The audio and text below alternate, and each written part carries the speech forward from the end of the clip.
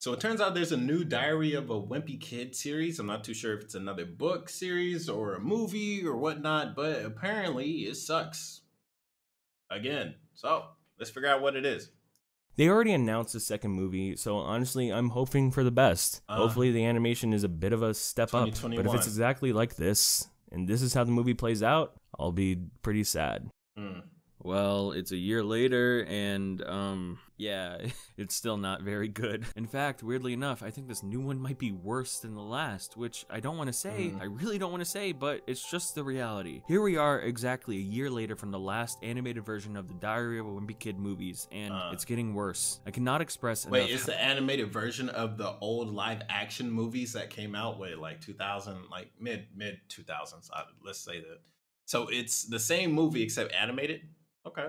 I just wish this wasn't the case. I want these to succeed. I want them to be amazing and bring comfort to millions around the world like Diary of a Wimpy Kid used to do. But these new movies are just chores to sit. Be honest. Are there millions of Diary of a Wimpy Kid fans? I'm not too sure. I don't know. I mean, of course, you know, I grew up and I saw Diary of a Wimpy Kid in the school library, just like I'm pretty sure you and several hundreds of thousands. But millions? I don't know. Maybe he's just maybe this is just hyperbole. The biggest complaints with the first animated one is that it's quite literally page for page the first book, but without any style or sense of direction. It's a bland adaptation with genuinely cheap looking ugly animation. And this is different. It's a little different from it looks all right from what I've seen just looking at this video. It looks fine. It looks like an episode of like something from Cubo. If you guys ever seen Cubo, it's like off-brand TV. Like they have stuff like Sitting Ducks. If you guys seen Sitting Ducks is on Cubo, and it just reminds me of that. Just like, it's fine. It's probably not good for a movie, but it definitely will pass for a TV series. The book, but not in a good way. This movie is awkward, slow, and weirdly uncomfortable. It feels like the script was tossed through 15 different Google translators until it was almost unreadable. You see, right now I'm making a video on the original 3 movies, and watching Roderick Rules back to back with this Roderick Rules, oh man, it is sad to see how far we have fallen. This just lacks any emotion, heart, or even entertainment that the original Roderick Rules had. It's almost shocking how little this movie has just to make it a movie. I mean, just what is this? What is this? What is this? The first was a bad attempt, and this was a sad attempt. One of my complaints on the first was that it was barely an hour long and still felt slow. So imagine my joy when I saw that this was 20 minutes longer and even slower. They're already planning to do the third book in the same format as this movie, and I just don't know how. I don't want to make yearly videos discussing just how void and inept these little movies are, but what's being made here is so unbelievably inadequate and so unbelievably boring. I sound way too harsh, but it just feels like the people. Yeah, bro, it sounds like you sound devastated, like a long life fan, and then like they just come out with this, and you're like, bro, what is this? This is nothing like what I grew up watching. Didn't care. And I know that's just not the case. At least for Jeff Kinney, that man loves the series more than his own real life family. Maybe it's a low budget, that is the only reason that they are planning to make all the books into movies like this, but is that really the way to do it? What's better, having no movie adaptations or movie adaptations that make me like Diary of a Wimpy Kid less as a whole? I mean, definitely better to not have the series if they're not going to take good care of it. I mean, this is made for you guys, the fans, so if they're not putting their whole effort and their whole heart into it, probably shouldn't be making it. I mean, honestly, when it comes down to Diary of a Wimpy Kid, how much money are they gonna really make off of this niche fan base, right? I mean, he said earlier millions of fans, so maybe it's a lot. Maybe it's a lot of money. Maybe I'm downplaying the situation, right? But they should just put more effort into it if it's only like a couple 100,000 people that are actually into this. Like, they should. I mean, why not? But, you know, when it comes to, like, if it's a big fan base, like, say, Pikachu, like a Pokemon. When a new Pokemon movie comes out, they don't really have to put that much effort into it. They will, but they don't really have to because they know it's going to sell regardless. But if this is what, like, the third movie and it's still the same thing and nobody likes it, It sounds like they're losing money, and I don't think that'd be a smart idea anyways. And somehow it feels like the animation is somehow worse from the first one. Maybe I'm insane, but all the environments and textures look even less detailed and plastic now. All the lighting on all the character models are still really bad. I mean, come on. Characters move weird, act weird, sound weird. It's all weird. Also, why is Greg's arm see-through? Why? But forget all of that. Forget the bad animation or sound design, the weird pacing or direction. Forget all of it. The story itself is just bad. I think what really falls flat for these two movies is the lack of character, the lack of explanation, and the lack of context. In the books, you have Greg narrating his day-to-day because, well, it's a diary, and then you get little scenes in between drawn out to bring it alive. In the original movies, they set up the family, they slowly introduce them and bring them out in a way that a movie would. I mean, there's a 3-act structure to break down, there's an intro, a climax, there's a beginning, middle, end, all of that fancy language bullcrap. But these animated movies don't play like movies. They play like separated TV show episodes cut together for movie length. Heck, maybe that's what they should have been from the beginning. Maybe they should have been episodes of a TV show loosely connected by plot with this weird Cocomelon light animation. Maybe that would have made these better in some viewer capacity. Maybe I just wouldn't care as much. Maybe. But that just didn't happen. That didn't happen. Instead, we have movies, air quote movies, that have been made, put on Disney Plus, and they're just not good. In this movie, these are directly to Disney Plus? Okay, well, I guess we see why the animation budget and all that is so low. This is not a theatrical release, you know. This is straight to Disney Plus. I'm not saying it excuses the bad animation quality. It doesn't excuse it, but it does explain it. You know what I'm saying?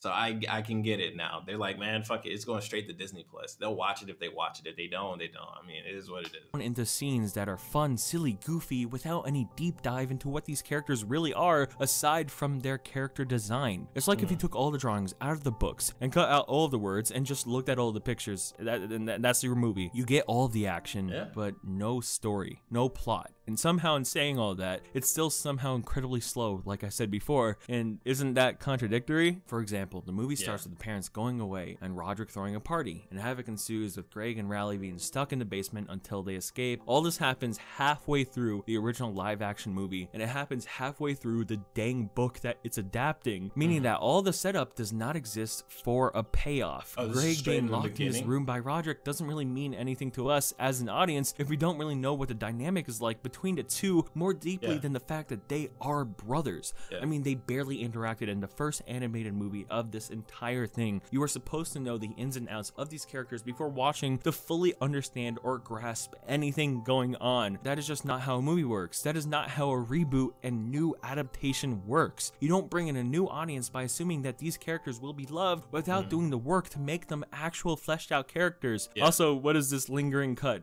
Roderick? Yeah? Good role modeling. Well, I try. I don't know, it just irked me a lot, so I had to bring it up. Oh, but this is a movie for babies. Let me step back because this is a literal goo goo gaga baby movie. Okay. Is it? I mean, obviously it's animated, so of course a younger audience would be interested. But is this really made for they want a new audience? They don't want the original fan base to watch it? If that's the case, that is absolutely brain dead of an idea. Like, you have this old franchise that has, quote, millions of fans. I don't know if it's hyperbole, but I'm just going to take it as face value. Millions of fans. And instead of pandering to the millions of fans that will watch it, you decide to go for a new audience. That sounds like a failure in the making. Sounds like all the mistakes that previous successful companies have made. They're like, oh, we want a new audience. Yeah, good luck. You already have an audience. You got to please the ones you have. And if you want a new audience, you got to make something new. You can't just keep using the same old IP to bring a new audience. That's not how that works.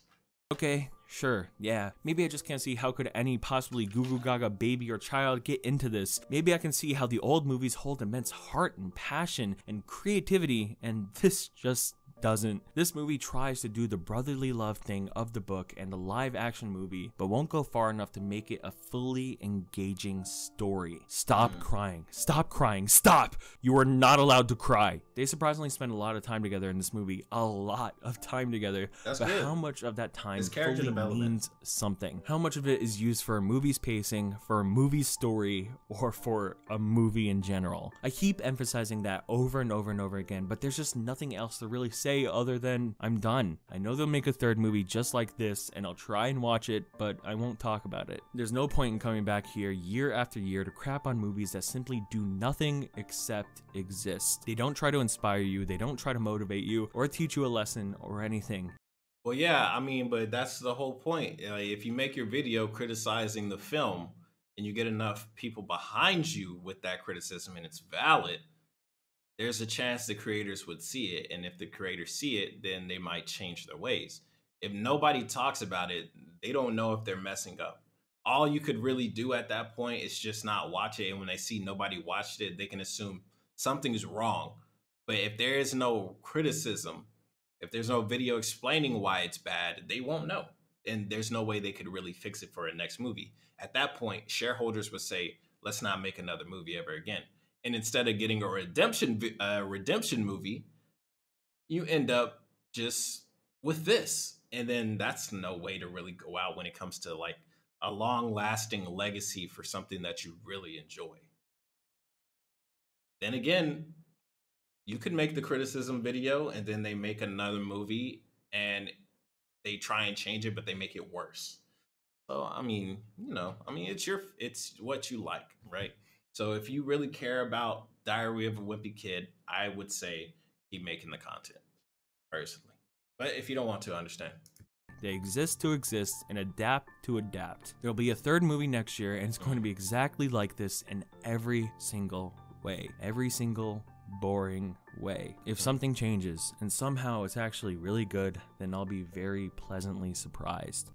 But I just don't think that's going to happen. And this will be the last I talk about these animated movies. Also, I just want to talk to Manny for a second. Listen here, you little brat. Oh, okay. You think it's okay to be this ugly in a cartoon? You think it's okay to look like this in an animated form? No. You're gross. Bro, You're look like a shoe. You look like a hot dog boiled in Monster Energy. You look horrific. And I need you to stay out of my sight. Wow.